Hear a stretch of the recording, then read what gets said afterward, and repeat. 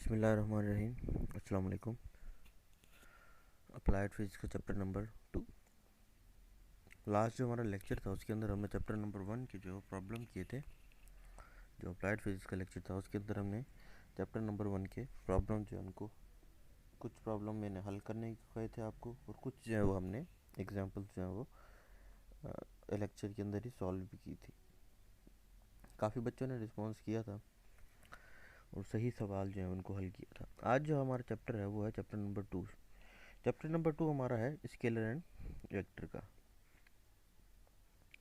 Scalar और vector जो है वो आप लोगों ने मैट्रिक के अंदर भी पढ़े होंगे, या किसी ने अगर इंटर की है, फर्स्ट इंटर की है, तो उसके अंदर भी इन चीज़ों को पढ़ा होगा आपने।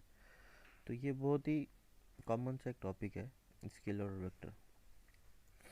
शुरुआती चैप्टर का जो है ना वो बिल्कुल ही जो इनिशियल चैप्टर्स है, मेजरमेंट के बाद वाला चैप्टर है scalar and vector, chapter number 2। Scalar are the quantities that are fully describe by magnitude और न्यूमेरिकल वैल्यू अलोन। जो स्केलर क्वांटिटी होती है, यानी कि हमने पहले शुरू में पढ़ी थी फिजिकल क्वांटिटीज़। फिजिकल क्वांटिटीज़ में जो स्केलर क्वांटिटीज़ होती हैं, दो तरह की क्वांटिटीज होंगी, जो स्केलर होंगी या वेक्टर होंगी। जो स्केलर वेक्टर क्वांटिटीज़ होंगी वो फुली डिस्क्राइब बाय या मैग्नीट्यूड, यानी कि उनका सिर्फ मैग्नीट्यूड होता है।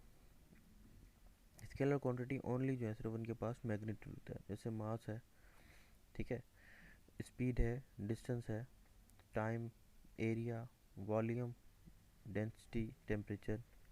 ये क्वांटिटी सिर्फ मैग्नीट्यूड रखती हैं, और इसके अलावा उनके पास और कोई चीज़ खासियत जो है वो जो है ना क्वालिटी जो है ना इनके पास और कोई नहीं होती।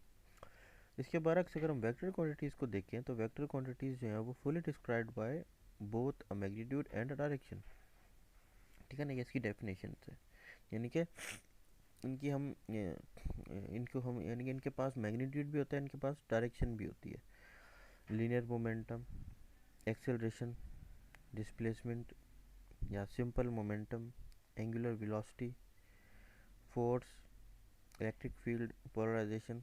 जहाँ जहाँ भी इन चीज़ों का जिक्र आएगा या जहाँ भी जिक्र हो रहा होगा वहाँ पर आपको एक चीज़ जो है वो देखने को मिलेगी, वो ये कि इनके साथ डायरेक्शन भी होगी। To the north, to the east, to the west, to the south. Electric field की तो हम इस तरह से नहीं कर सकते, लेकिन इलेक्ट्रिक फील्ड की भी कोई ना कोई डायरेक्शन के अंदर जो है वो उनकी जो इलेक्ट्रिक फील्ड है वो किसी न किसी डायरेक्शन में होती है। पोलराइजेशन है इसी तरीके से, ये एक यानी कि मटेरियल होता है जो कि लाइट को पोलराइज कर देता है, ठीक है, यानी कि जो डिफरेंट डिफरेंट डायरेक्शन में होते हैं उनको एक ही डायरेक्शन में लेके आ जाता है।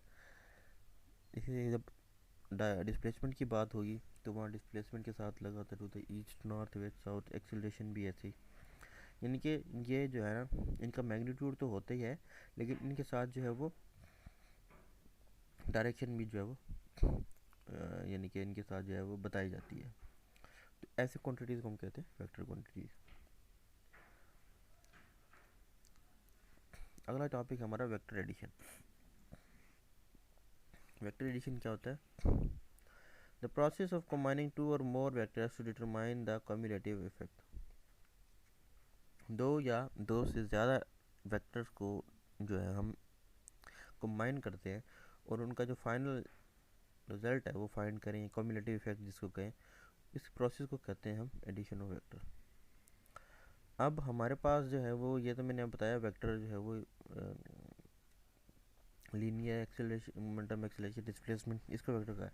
लेकिन जब हम ग्राफिकली रिप्रेजेंट करते हैं वेक्टर्स को, ठीक है, किसी भी चीज़ को ग्राफिकली रिप्रेजेंट कर रहे होते हैं तो वो हम एरो की शेप के अंदर जो है वो उसको फिर यानी कि शो करते हैं ग्राफिकली।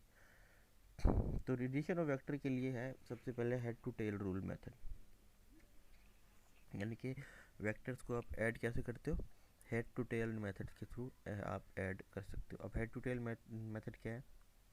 अब क्योंकि कम जो एडिशन है वो दो या दो से ज़्यादा वेक्टर की होगी, अकेले वेक्टर की कम एडिशन नहीं हो सकती। ऐड करने के लिए आपको दो या दो से ज़्यादा चीज़ों की ज़रूरत पड़ेगी। When adding vectors, place the tail of second vector at the end head of first vector. ये पहला वेक्टर है, ये दूसरा वेक्टर है, ये तीसरा वेक्टर है। दूसरे की टेल पहले के हेड के साथ, तीसरे की टेल दूसरे के हेड के साथ। The tail of third vector is place at the head of second vector. The resultant vector is drawn from the tail of the first vector to the head of the last vector. 1 2 3, ये जो red colour में जो vectors हैं ये आपके इनको add किया गया है, यानी कि ये पहला है, ये दूसरा है, ये तीसरा है। अब इनका एक रिजल्टेंट यानी कि कम्युलेटिव इफेक्ट जिसको हम कह रहे थे वो फाइंड करना है।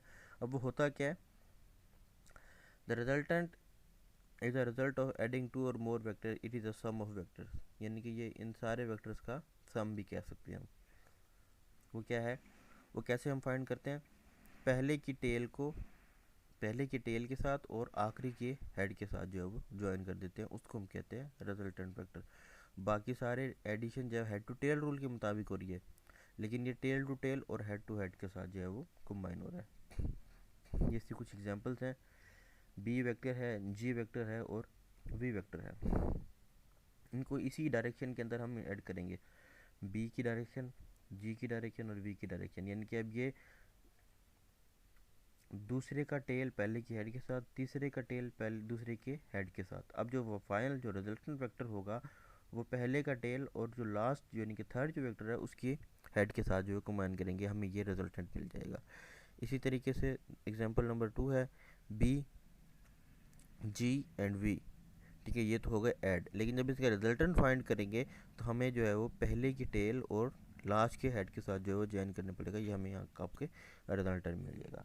तो इस तरीके से हम वेक्टर्स की एडिशन करते हैं head to tail rule. Head to tail rule का मतलब यही है कि पहले का हेड और दूसरे को जो है ना ज्वाइन कर देंगे दूसरे की सॉरी पहले का जो हेड होगा वो दूसरे की टेल के साथ ज्वाइन होगा, फिर दूसरे का हेड होगा वो तीसरे की टेल के ज्वाइन होगा, यानी कि इस तरीके से हम वेक्टर्स को करेंगे ऐड।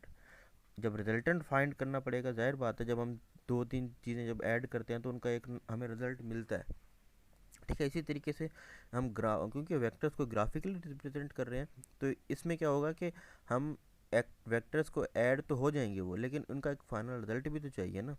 रिजल्ट फाइंड करने के लिए क्या करते हैं हम, पहले का जो टेल है उसके साथ रिजल्टेंट का जो टेल है वो ऐड होगा, और लास्ट वाला जो होगा जो थर्ड जो भी होगा थर्ड फोर्थ फिफ्थ जो भी लास्ट वेक्टर होगा उसकी टेल के साथ रिजल्टेंट का सॉरी उसकी हेड के साथ रिजल्टेंट का हेड जाके मिल जाएगा।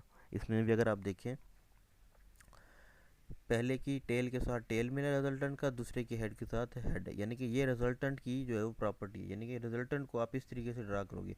बाकी जो वेक्टर्स हैं जिनको आप ऐड कर रहे हो, ठीक है, वो जो है वो हेड टू टेल रूल के मुताबिक होंगे, यानी कि पहले का हेड दूसरे की टेल, दूसरे का हेड तीसरे की टेल।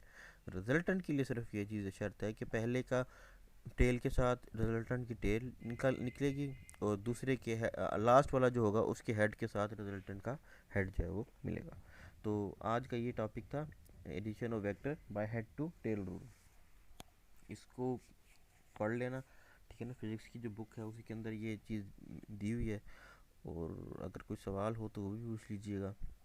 इंशाल्लाह फिर नेक्स्ट क्लास में जो है वो नेक्स्ट टॉपिक के साथ जो है वो बात करेंगे। तब तक के लिए अल्लाह हाफिज़।